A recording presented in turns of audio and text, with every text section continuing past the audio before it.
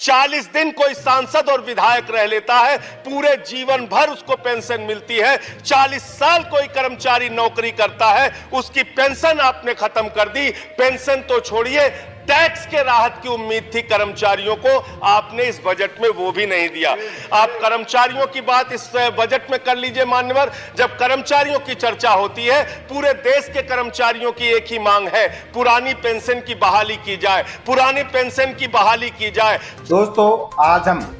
ऐसे विषय पर चर्चा करने वाले हैं जो बहुत ही महत्वपूर्ण है, तो आप इस वीडियो के लास्ट तक जुड़े रहे। और वीडियो शुरू करने से पहले आपसे एक छोटी सी रिक्वेस्ट है कि यदि आपने अभी तक इस चैनल को सब्सक्राइब नहीं किया है तो सब्सक्राइब करके बेल आइकन को ऑन करके इस चैनल से जुड़ जाए, क्योंकि इस वीडियो के माध्यम से, इस चैनल के माध्यम से आपको EPS 95 पेंशन से जुड़ी हुई लेटेस्ट अपडेट हर समय हर वक्त दी जाती है। तो आप इसे जुड़ने के लिए इस चैनल को सब्सक्राइब कर दीजिएगा। तो दोस्तों, आज हम इस वीडियो में काफी ऐसे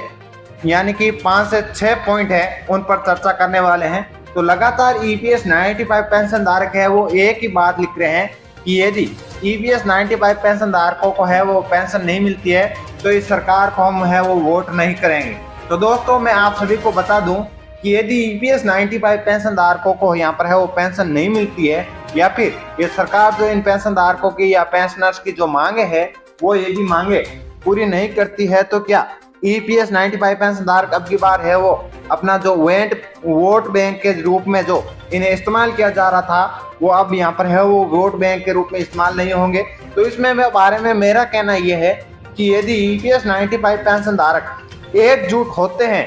यानी कि देश के 75 लाख प्लस EPS 95 पेंशन धारक यदि एकजुट होते हैं तो यहाँ पर है वो सरकार को प्रभाव पड़ता है। लेकिन ये सरकार को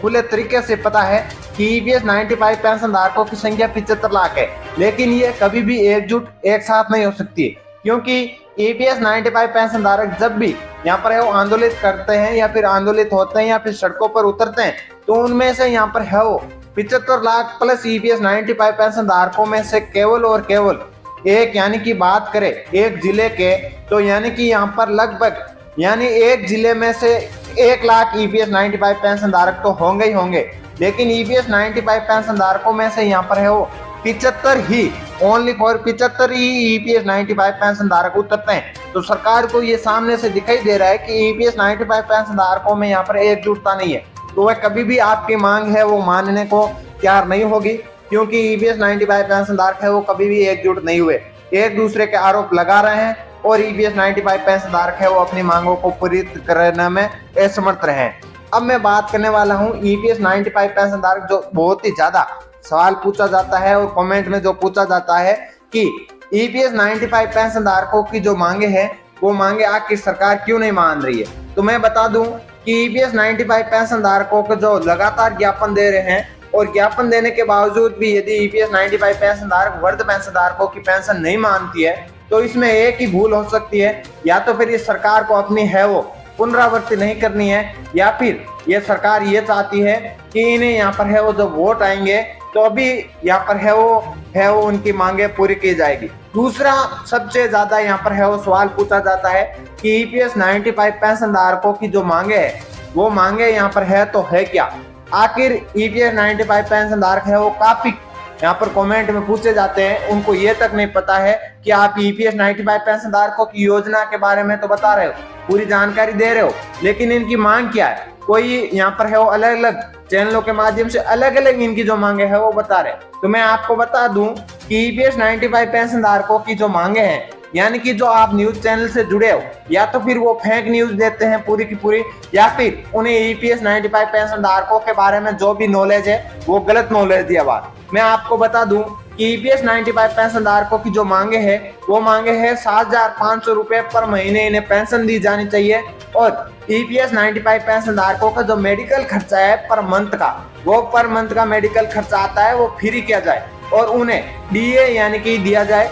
और EPS 95 पेंशन धारकों के ऊपर जो भी यहाँ पर है वो DA है वो यहाँ पर इन्हें फ्री किया जाए DA से। तो ये इनकी मांग है। और EPS 95 पेंशन धारकों के द्वारा लगातार यहाँ पर है वो जो चौथा सवाल पूछे जाने वाला है कि क्या यहाँ पर है वो हायर पेंशन का लाभ मिलना शुरू हो चुका है। तो मैं बता दूं कि अभी तक ईपीएस 95 पेंशन धारक ऐसे जिन्होंने हायर पेंशन के लिए फॉर्म तो अप्लाई किया है, लेकिन अभी तक यहाँ पर है वो किसी को भी यहाँ पर है वो हायर पेंशन का लाभ मिलना शुरू नहीं हुआ है। ना कि काफी ईपीएस 95 पेंशन धारक कहते हैं कि हायर पेंशन का लाभ लेने के लिए यहाँ पर है वो सामने से पैसे जमा करवाने पड़ेंगे। तो अभी तक ऐसा कोई भी ईपीएफओ की ओर से नोटिफिकेशन नहीं आया है कि आपको ईपीएस 95 पेंशन धारकों को यहाँ पर है वो यहाँ पर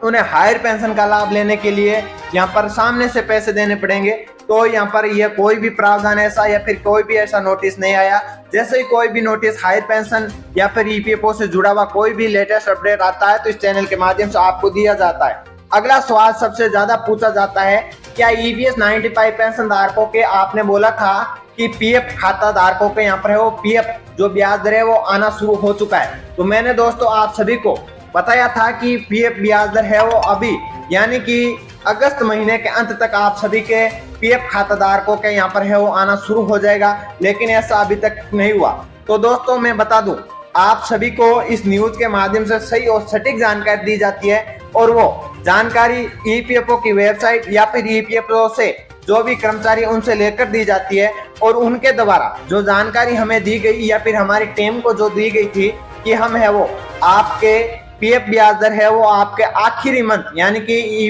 अगस्त मंथ का जो आखिरी है उस हफ्ते में आपका है वो सारा का सारा पीएफ ब्याज दर आ जाएगा। लेकिन आखिरी मंथ के अलावा अभी तक यहाँ पर है वो जो कि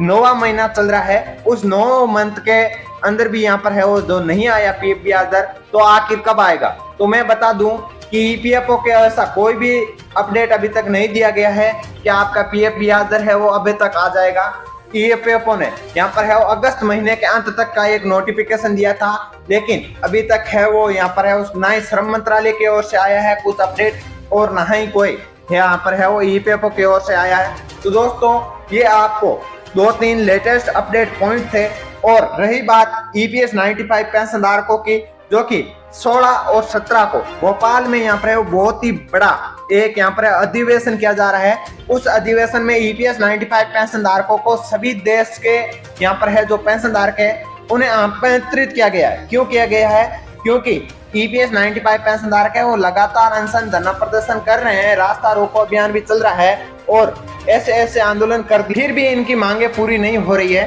तो इसको लेकर यहाँ पर वो चर्चा की जाएगी और आगे की रणनीति क्या रणनीति है सरकार को झुकाने के लिए, इनकी पेंशन धारकों की मांगों को पूरा करवाने के लिए जो भी नई रणनीति यहाँ पर है वो 16 और 17 को इस अधिवेशन में तैयार होगी, जो आपको इस चैनल के माध्यम से दी जाएगी। और लेटेस्ट अपडेट देखने के लिए आप इस चैनल को सब्सक्राइब कर दीजिएगा। मिलते हैं एक नए वीडियो नए अपडेट के साथ।